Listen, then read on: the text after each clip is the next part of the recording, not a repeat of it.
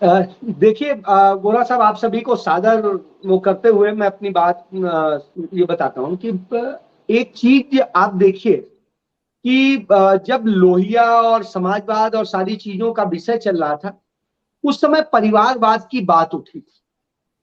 और जब परिवारवाद की बात उठी थी तो ये सारे जो क्षेत्रीय दल हैं या तमाम सारे आज राष्ट्रीय दल में भी तमाम सारे लोग हैं, वो सब परिवारवाद के खिलाफ उस समय बोल रहे थे। लेकिन आज देश के अंदर जितने सबसे बड़े क्रूर परिवारवादी, परिवारवादी नहीं क्रूर परिवारवादी लोग हैं, वो वही हैं जो उसी लोहिया और वही उनसे निकले हुए थे, जयप्रकाश नारायण और उन सब से। आज जयप्रकाश नारायण के परिवार के भी लोग सत्ता से जुड़े हुए हैं कहीं ना कहीं, चाहे बिहार में आप देख लीजिए, बता देंगे आनंद जी हैं। तो इसी तरीके से बहुत सारे लोग हैं। तो चलिए, इस पे मेरा मानना है कि किसी भी तरह का वाद, जहां वाद शब्द है, मैं उसी के खिलाफ हूं। मेरा मानना है कि वाद होना ही नहीं चाहिए। काबिलियत जो भी आप देखिए, यदि ये लगता है, देखिए पार्टियों में आज चूंकि सीट जीतने के उसके नंबर ऑफ सीट्स जो है वही तय करती हैं कि कौन सत्ता में बैठेगा, कौन विपक्ष में बैठेगा, कौन किस स्तर पर रिप्रेजेंट करेगा। तो नंबर ऑफ सीट्स के लिए हम ये देखते हैं कि जिताऊ कैंडिडेट कौन है। नरेंद्र मोदी ने इस बात का बहुत बड़ा वो दिया। देखिए आप, जिन जिन से गठबंधन किया है तमाम राज्यों में, तमाम जगह पे वो परिवारवादी ही हैं तथाकथित, या और किसी बात के कारण खड़े। तो जो हो, जब वो उन लोगों को आप ला करके अपने साथ सीट जीतने की गणित तय करते हैं, तो उसके बाद में आप दूसरे को कहते हैं कि परिवारवाद की बात। पंडित नेहरू ने तो इंदिरा गांधी को प्रधानमंत्री नहीं बनाया था। इंदिरा गांधी तो चुनाव जीत करके पहली बार हिंदुस्तान के इतिहास में सांसदों ने वोट दिया था और उसमें चुनाव हुआ था, तब वो प्रधानमंत्री बनी थी। चलिए उसको छोड़ दीजिए, क्यों नहीं इसकी बात करते हैं कि जब आजादी की लड़ाई में परिवारों को अपना तमाम चीजें कुर्बानी देनी थी तो कहां दिखाई दे रहे, तब परिवारवाद नहीं दिखाई दे रहा। तब क्यों नहीं परिवार से परिवार उतर रहे, तब नेहरू ही परिवार दिखाई दे रहा था। तो गांधी नेहरू या इनको असल में टारगेट करने का मकसद था। उस समय लोहिया ने जो टारगेट किया वो गैर कांग्रेसवाद के कारण किया। उसके बाद में आप वही भारतीय जनता पार्टी जो जनसंघ थी उस समय, वो जनसंघ और भारतीय जनता पार्टी का भी वही है, कांग्रेस मुक्त भारत। नाम बदल गए हैं लेकिन सबका अपना सोचना वही। और वो परिवारवाद बेसिकली क्षेत्रों में जाके कुछ कहे, नरेंद्र मोदी का टारगेट वही होता है। तो इन सारी स्थितियों में देखें तो आप ये पूछिए कि कितने लोगों ने देश के लिए कुर्बानियां दी हैं, तो जब उसकी बात पूछिएगा तो सब भाग खड़े होंगे। तो स्थितियां ये, लेकिन फिर भी मैं एक चीज, एनके सिंह साहब बिल्कुल सही कह रहे थे कि जो जिस परिवार से होता है, जो ब्यूरोक्रेट का बेटा होता है या जो किसी दूसरे का बेटा या बेटी होता है, तो वो जिस परिवार में होता है वो उसके स्ट्रक्चर को समझ जाता है।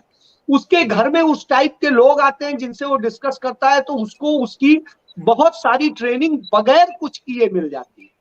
और इतनी मिल जाती है कि जब वो दूसरों के साथ कंपटीशन में जाता है तो 10 और 20 का अंतर खड़ा होता है। और जब 10-20 का अंतर खड़ा होगा तो निश्चित रूप से उसकी स्थिति कहीं ना कहीं उनसे थोड़ी बेहतर होती है। लेकिन आप इसे खत्म कैसे कर सकते हैं?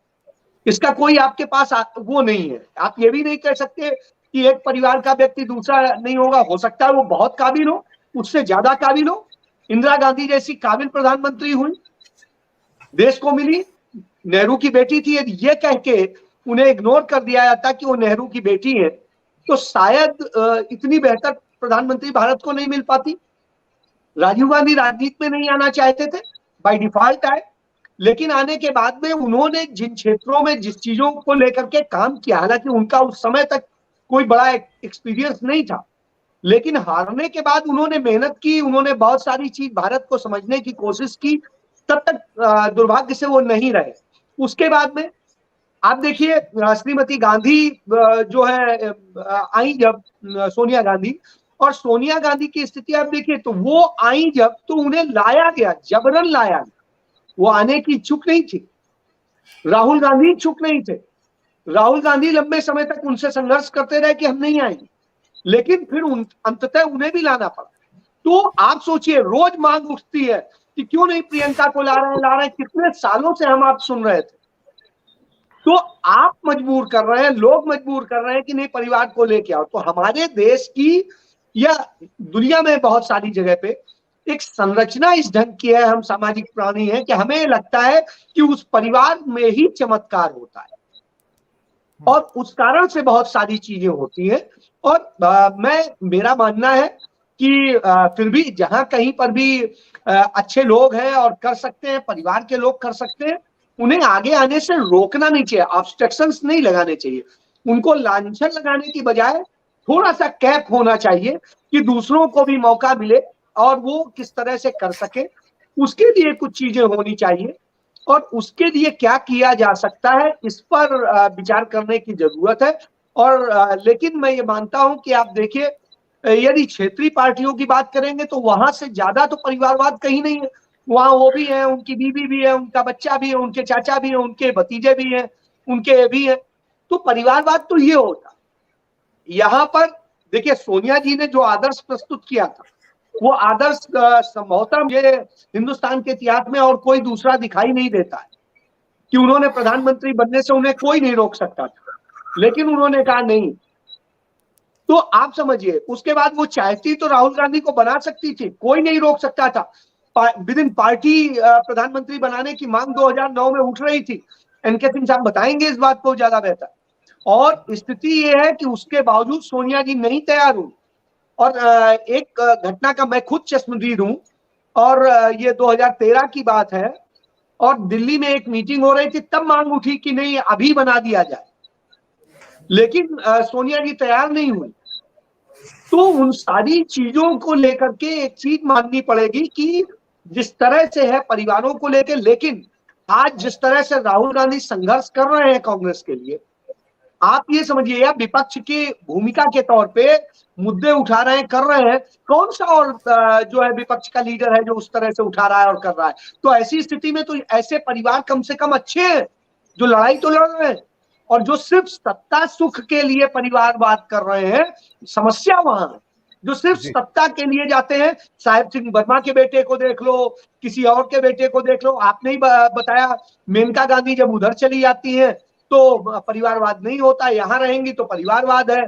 वरुण गांधी परिवारवाद नहीं है, चौधरी वीरेंद्र परिवारवाद नहीं है, राजनाथ सिंह परिवारवाद नहीं है, दूसरे। और तो जब आप यही कर रहे हैं तो इस पर चर्चा बेमानी है। यदि करनी है तो सार्थक चर्चा होनी चाहिए, क्योंकि जब तक सिंधिया इधर होते हैं तब तक वो गद्दार होते हैं, जब आपके पास आ जाते हैं तो वो बहुत ज्यादा वफादार हो जाते हैं।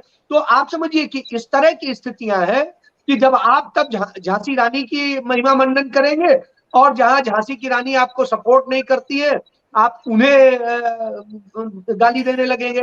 तो ये सारी चीजें हैं, और इस कारण से इसको कैसे मूल्यांकन करेंगे। परिवारवाद की करने की बात करते हैं तो आप देखिए, मैं तो ये एक घटना कह के मैं खत्म करूंगा। बोरा साहब, मैं 99 में अमृतसर में अमर उजाला अखबार का ब्यूरो चीफ हुआ करता था, और नरेंद्र मोदी उन दिनों संगठन के यहाँ प्रभारी थे, और भारतीय जनता पार्टी का चूंकि यहाँ कोई वजूद नहीं था तो कोई पूछता नहीं था। दया सिंह सोढ़ी प्रदेश अध्यक्ष थे, मैं उन्हीं के मकान में ऊपर 2 कमरे का सेट था, एक में मैं रहता था, एक में नरेंद्र मोदी रहते थे उस समय। तो 5 महीने हम लोग साथ रहे। और जब उसके बाद मैं हिंदुस्तान टाइम्स ग्रुप में चला गया, और जब वो क्या कहते हैं मुख्यमंत्री बने, तो मैंने उन्हें फोन करके बधाई दी, और बधाई देते वक्त मैंने कहा यार तुम यदि मुख्यमंत्री बन सकते हो तो हम तो प्रधानमंत्री बन सकते हैं। लेकिन चलिए, मेरे भाग्य में तो कुछ नहीं बनना लिखा है, उनके जरूर था। मैंने क्यों कहा था, क्योंकि जब उन दिनों हम साथ थे तो बहुत सारी चीजें जो उन्हें मैं बताया करता था, तो और उस समय मैं तैयारी भी कर रहा था सिविल सर्विसेज की, तो बहुत सारी चीजें होती थी कि नहीं ये ऐसा नहीं, ऐसा है, ऐसा नहीं, ऐसा। तो मेरे से पूछते थे कल मुझे भाषण देना है, इस पे बताओ, इस पे क्या और अच्छा किया जा सकता है।